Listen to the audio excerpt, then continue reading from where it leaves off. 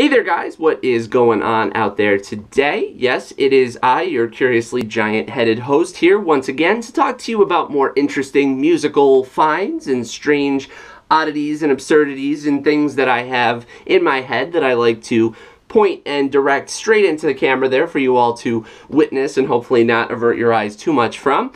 In our last installment, we got to talk about the amazing Butch Walker Afraid of Ghosts album. We did a little vinyl unboxing on this, the limited gold version of that, and I had many great, interesting words and phrases and things to say about that because it is a really cool record and definitely one of my favorite, emotionally centered, just filled with gravitas and emotional unloading kind of records of the whole year. So that's something you should check out, not only the vinyl unboxing, but the review that I linked to over on my WordPress page a couple of videos before that, and there's a bunch of great content in that sense. But while I could go on about that, today's video is about something entirely different here.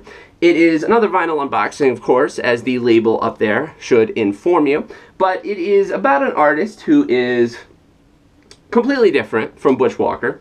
Not quite as emotionally vulnerable in a Bruce Springsteen, Nebraska sense, more of a flamboyant and often drug-laced look into the pitfalls and entrapments and joys and insecurities of love, as this artist is making his second release under this particular moniker.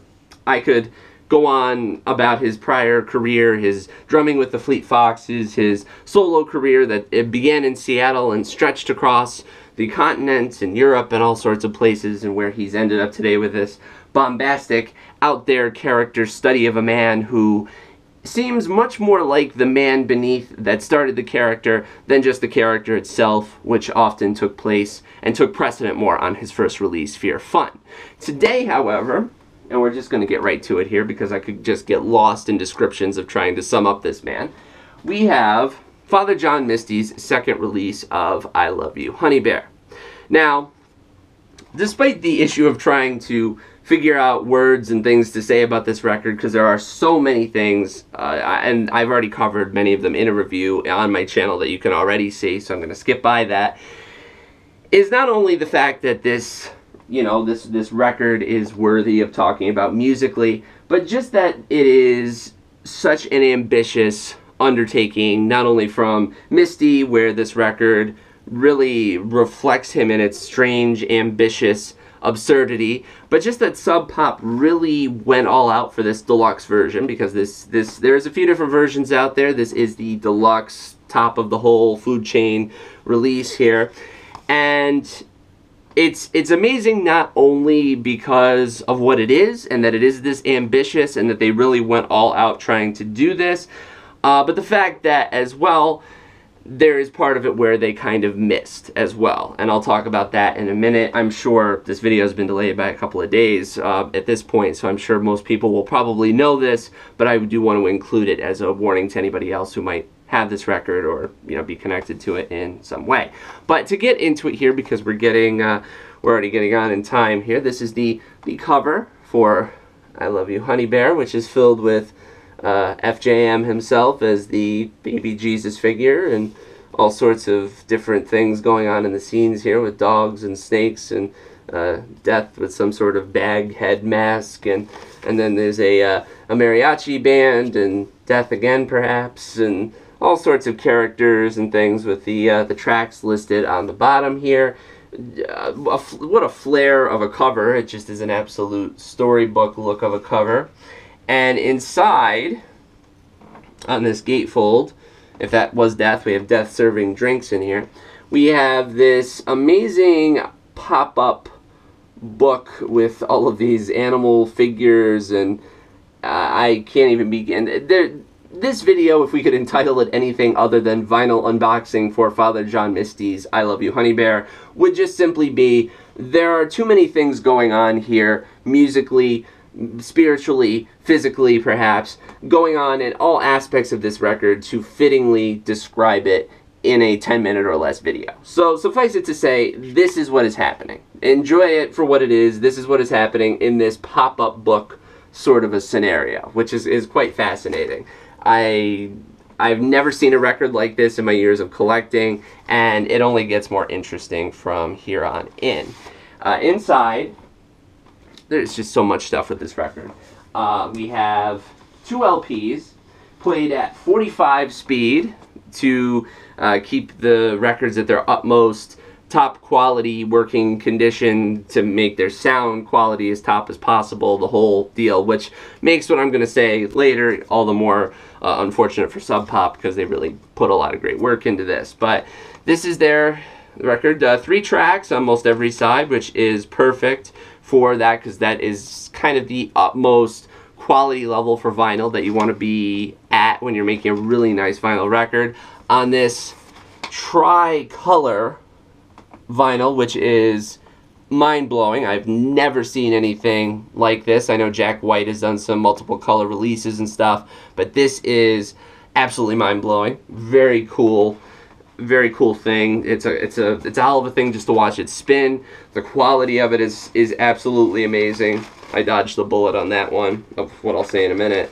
It sounds great, it looks great, everything about that is absolutely awesome, and I will show you the other LP. Ordinarily I wouldn't, because they look the same, but in this case they do not, because we have a completely different shades of stuff going on here, so there's even more variety, and the track listings, of course, and some scratching on the back there, scratching in words, not on the record, of course, and this kind of marbled look throughout. It's beautiful. It's such an ambitious undertaking, and I have to applaud Sub Pop for that aspect of it, because there's cool things upon cool things upon cool things that you find in this album here. And now, to keep going, there's also an insert which contains sort of a dual, two-sided poster with all sorts of images and things on here with Josh Tillman, Father John Misty, and his wife Emma, where a lot of the inspiration for these songs and things come from, and this marriage and whatnot, and things that appear even in some of the songs that are on here lyrically. References are in there as well, and there's all kinds of cool stuff really going on in here if you really look at it.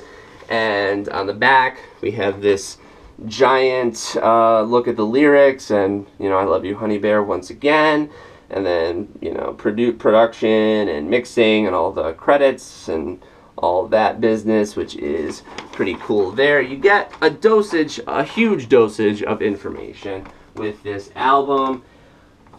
There's also a cassette here called the I Love You HB Demos. I have not really gotten a chance to listen to this because I do not really have a great place to listen to cassettes, because that's not really a thing a lot of people have these days, despite the supposed resurgence of cassettes that I've been hearing about in a lot of quantity. And if I'm wrong on that one, oh, cassettes are back, why do you not know that? I apologize. But in here, I do want to listen to it because there are all sorts of demos for a lot of stuff on the record, as well as it looks like a possible Cass McCombs cover on here as well. There's some very interesting stuff if you look on there.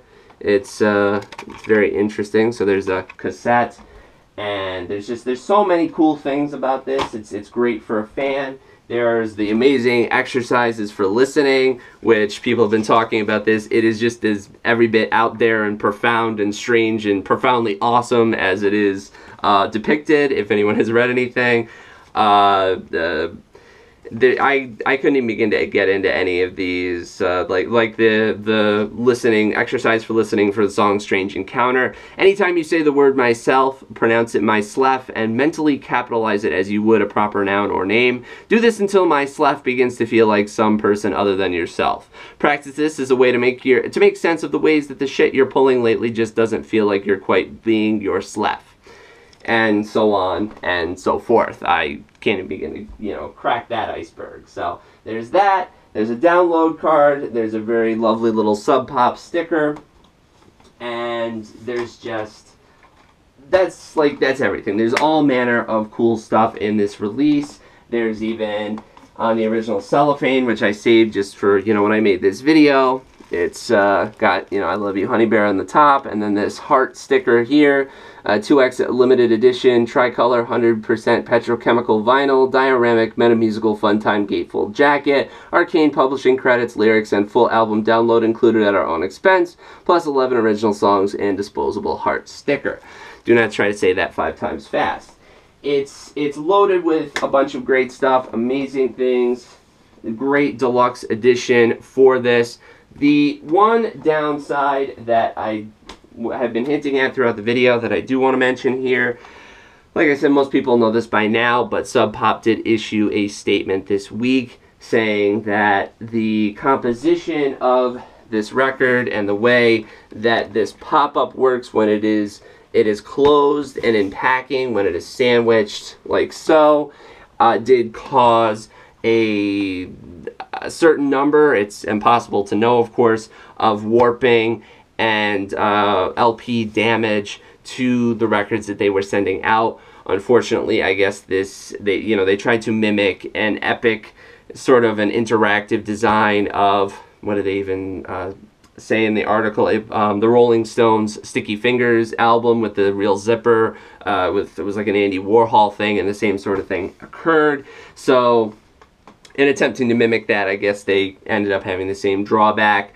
Thankfully, mine seems to be okay, and it's not like par for the course and everybody's screwed, like that sort of thing, like your record is warped automatically, you're in trouble. It doesn't seem to be affecting everyone, but if it does at all, you should, and if you bought it from Sub Pop or Father John Misty's store or something like that, get in touch with Sub Pop to see about a replacement. Otherwise, if you bought it from a local retailer, an indie record store, whatever, what have you, you're supposed to check with your local retailer to be sure about that and setting up an exchange, because they are going to be issuing more tricolor LPs to make up for the stuff that was accidentally destroyed. Not destroyed, but just warped and damaged and stuff like that. So I give it up to Sub Pop for the ambition behind this. Hopefully this does not deter them from doing more cool, crazy stuff in the future, because this is awesome, and singularly one of the most awesome record designs I have seen. I'm going to just say ever, in any of the videos I've made, any of the vinyl I've collected, any of the wax I've talked about here on this channel and my prior channel, it is the coolest.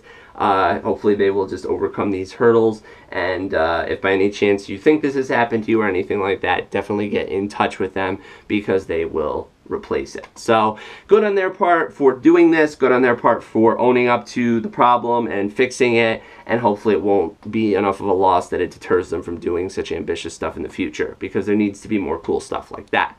So this is a mouthful. I do apologize, guys, for the long run time, everything else. There's a lot of cool stuff to talk about. This is Father John Misty, I Love You, Honeybear, his second album. It is a crazy, curious, out there thing, but it is definitely one of the coolest records musically, physically, vinyl-y of the year. So you definitely got to go check it out. He's got a great voice and a hell of a mindset lyrically, and there's just so many things about that I could go on and on about, but this was just a video that was just, it was so cool, and I had to get into this and cover it for all of you out there before the week ended. So hopefully you guys like that. Go check the Butch Walker Afraid of Ghosts video out, the other stuff I've posted here semi-recently, and keep an eye on my WordPress page as well, because I would like to hopefully add some stuff there as well before we resume Monday with some more material. So keep it here, guys, and, you know, lots more still to come, so stay tuned.